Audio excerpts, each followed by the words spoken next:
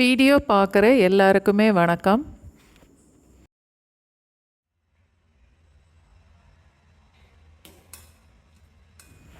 ரவா பொங்கல் அதோடு சேர்த்து சாப்பிட்றதுக்கு தண்ணியாக ஒரு பொட்டுக்கடலை தேங்காய் சட்னி, இந்த ரெண்டும் இன்றைக்கி செய்து பார்க்கலாம்.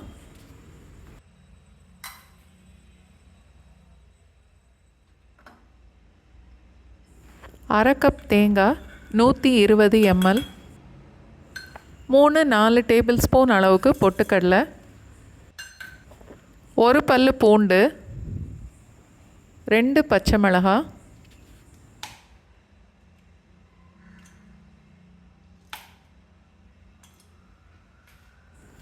ஒரு சின்ன துண்டு புளி,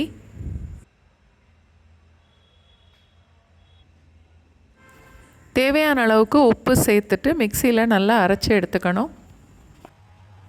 கடுகு, உளுந்தம்பருப்பு, மிளகாய் வத்தல், பெருங்காயம், கருவேப்பிலை எல்லாம் தாளித்து சட்னியோடு சேர்த்துடணும். சட்னி இந்த அளவுக்கு தண்ணியாக இருந்தால் தான் பொங்கலோடு சேர்த்து சாப்பிடும்போது நல்லாயிருக்கும். சட்னியை மூடி வச்சுட்டு அடுத்து பொங்கல் செய்யலாம்.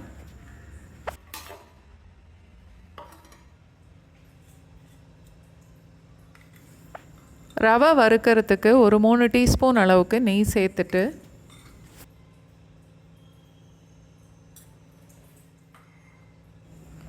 அரை கப் அளவுக்கு ரவை, 120 ml,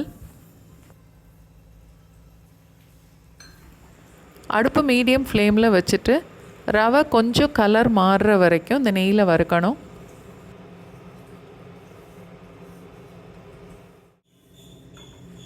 சைடில் ஒரு 2.5 கப் அளவுக்கு தண்ணி கொதிக்க வச்சுருக்கேன். ரவை கொஞ்சம் கலர் மாறி வறுபட்டதும் கொதிக்க வச்ச தண்ணியை இந்த ரவையோடு சேர்க்கணும். நான் 1 பங்கு ரவைக்கு 5 பங்கு தண்ணி சேர்க்குறேன். ரவை ரொம்ப பொடிசாக இருந்தால் 4 பங்கு சேர்த்தா போதும்.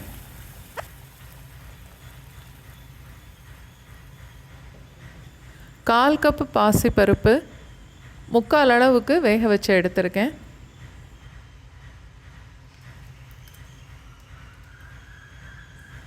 பருப்பு ரொம்ப குழைய வேகக்கூடாது, இந்த அளவுக்கு வேக வச்சா போதும்.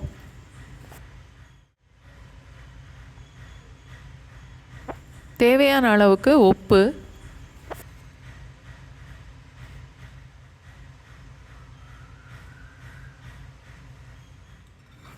2 டீஸ்பூன் நெய்,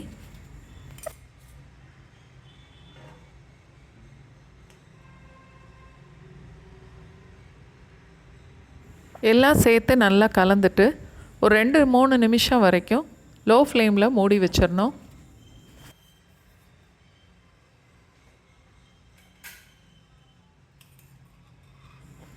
பொங்கல் தாளிக்கிறதுக்கு 2 டேபிள் ஸ்பூன் அளவுக்கு நெய்,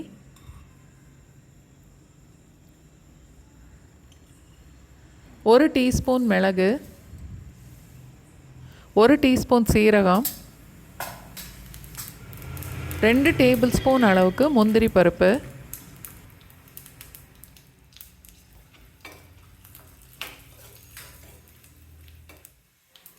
பொடிசா வெட்டின இஞ்சி 2 டீஸ்பூன், கொஞ்சம் கருவேப்பிலை,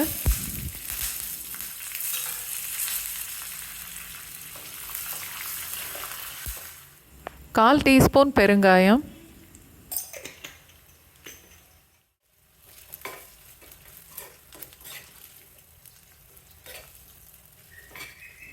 பொங்கல் நல்லா கெட்டியாகிற வரைக்கும் லோ ஃப்ளேம்லேயே இருக்கட்டும்.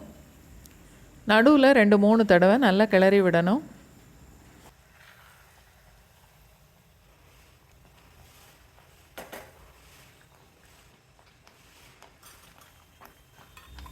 இப்போது தாளித்ததை பொங்கலோடு சேர்த்து நல்லா கலந்துட்டு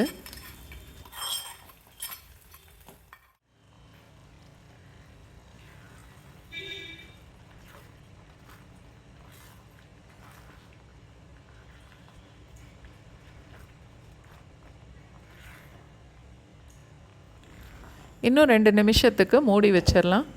அடுப்பு லோ ஃப்ளேம்லேயே இருக்கட்டும்.